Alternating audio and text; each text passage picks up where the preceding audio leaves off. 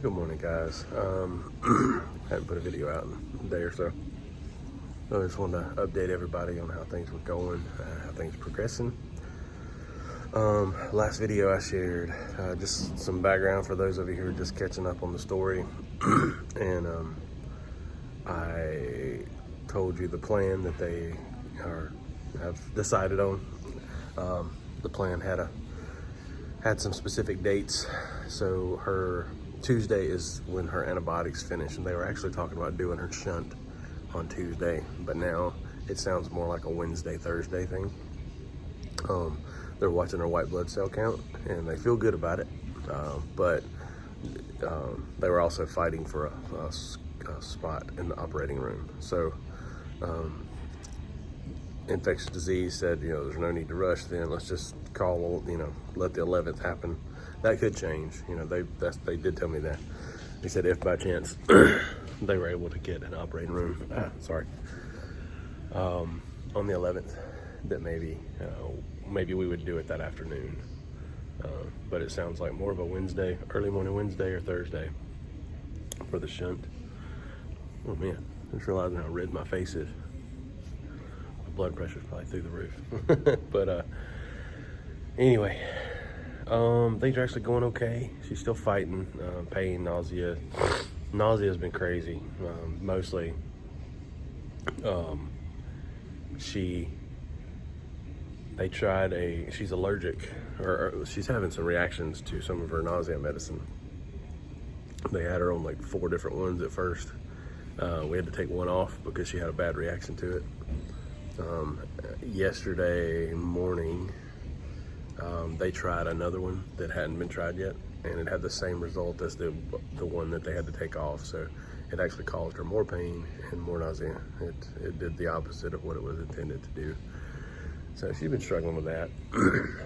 But keeping her pain down is starting to bring the nausea down more, without the nausea medicine at all. So I think if I said it before, what's actually been happening is they give her the pain meds. The pain meds just put her to sleep, basically.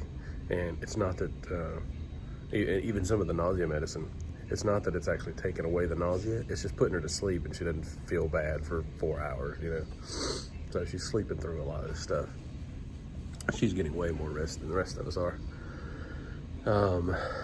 But as of yesterday afternoon, she was actually doing pretty well, still feeling kind of nauseous, but the pain had naturally just like subsided, which is great. It's kind of where we were headed. The nausea was lighter than normal, she claimed, and I was able to find some things that she could eat. If I haven't mentioned it already, her taste buds are wrecked. They don't really know. Either the stroke or the loading up with antibiotics or something has got her taste buds just messed up. And they've got her on. They're putting her on a high, sounded like a high dosage of zinc, more so than we would take over the counter, vitamins or whatever. They said in chemo patients, she's not on chemo, but they said in chemo patients, the chemo actually messes with their taste buds, and they give them zinc, and it helps correct some of it. It's not perfect. It doesn't always work. It also doesn't work fast. So maybe that's what we're seeing is the zinc starting to take effect with her, being able to tolerate things. She's never drank ginger ale in her life because she hated it. That's now what she's drinking, because Diet Cokes, anything, everything she touches her mouth just doesn't taste right to her. It actually makes her kind of gag a little. But yeah, she was doing good as of yesterday afternoon.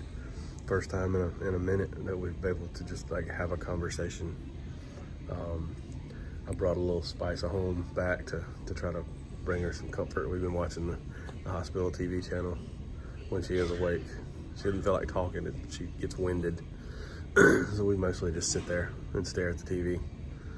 I'll rub her hand, tell her I love her, but otherwise we're just staring at the TV in the room for hours and hours and hours and hours, and all hours of the night. But I brought my Amazon Fire Stick in and figured out how to get it connected to the TV. So got her some Netflix last night, seemed to make her feel a little better, give her a little spice of home, or normal at least. But yeah, she's doing okay. All things considered, she's not okay. She's got a huge gaping incision in the back of her head, healing up, fixing to have another surgery, and but otherwise she's doing okay. We're keeping the faith. We've got this night shift nurse that's just pouring into us. She's a good Christian woman, good spirit-filled Christian woman, and she is just pouring into us. It's really nice. Angels in disguise, you know what I mean? So that's been good. All you guys' encouragement. I've been trying to go through and read her, the messages that some of you have sent. Got some cards in the mail yesterday, and Rhymes Baptist Church, thank you for the love offering and the sweet card and all the signatures. I haven't showed it to her yet. I told her about it, but when I go back up, I'm gonna get it out. And everybody had signed it from the church and stuff, so that was sweet, and thank you for that. And others, Adrian and Belinda, and I seen some others. You guys are awesome. I mean, you guys are helping. It's just nice. It's nice because parking racks up, and eating in here racks up, and it's not like I can leave and run home for lunch and come back kind of thing. So I'm kind of stuck here, and hers is going to the hospital bill. Mine's coming out of my pocket, so it's not hard to spend $20-30 a day just living in here. So it's well appreciated. Thank you. Love all you guys. And every message that comes through, I'm trying to share with her, at least up to this point. There was a ton before she was really conscious and aware, but she's awake now. She's very aware. She's she remembered that tomorrow's her dad's birthday.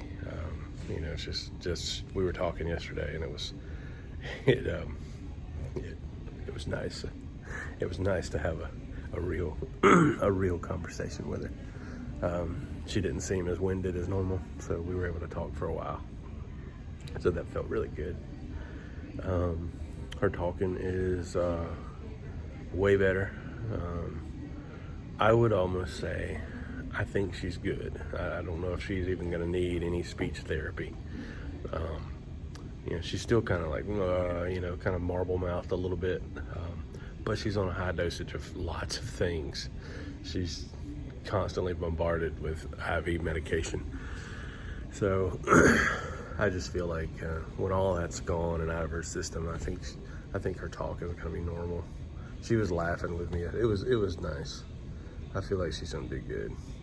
She's moving around, it's short trips to the bathroom because she's got that drain in. She can't do full physical therapy and walk around, but she seems to be getting up and down a little easier.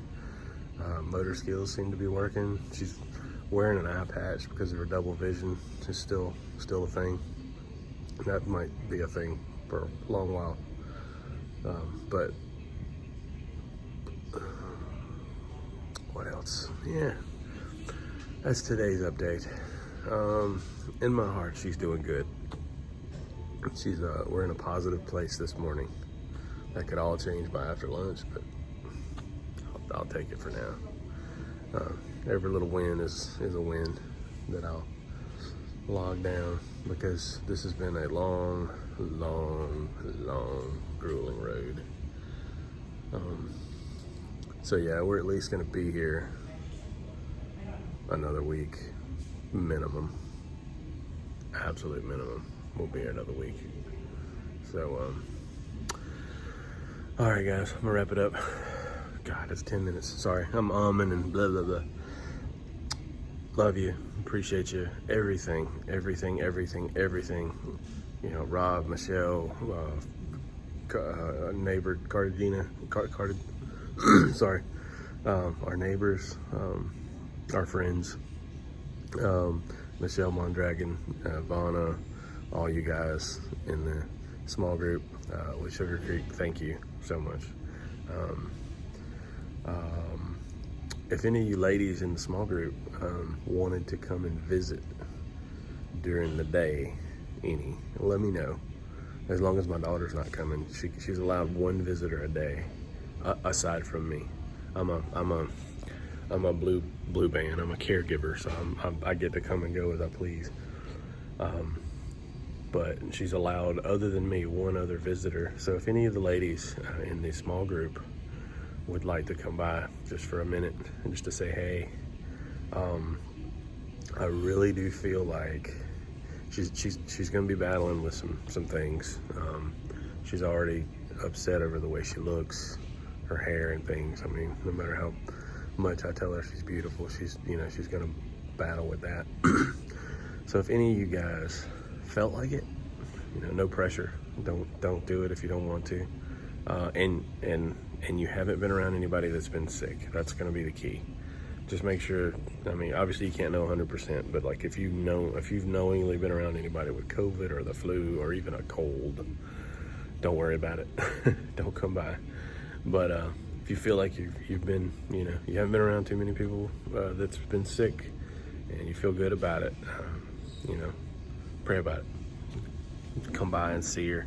I really do think that would do her some good to see outside faces and start breaking that barrier, because what I don't want to happen is she's secluded in this room for so long, and then we get out of here and we go home, and then she's going to be secluded at home for a while. I don't want her to get so used to being secluded.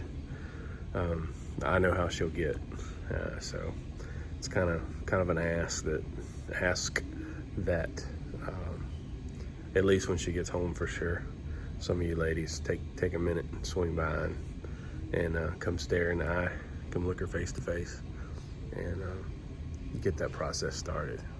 Let her start coping with that, and because she's beautiful, and we just need to all tell her she is, and let her know that it's okay, and it'll, hair will grow back, and whatever, it'll be all right. It's all gonna be all right. The fact that she's alive and in front of us is the most important thing. So, love you guys. Later.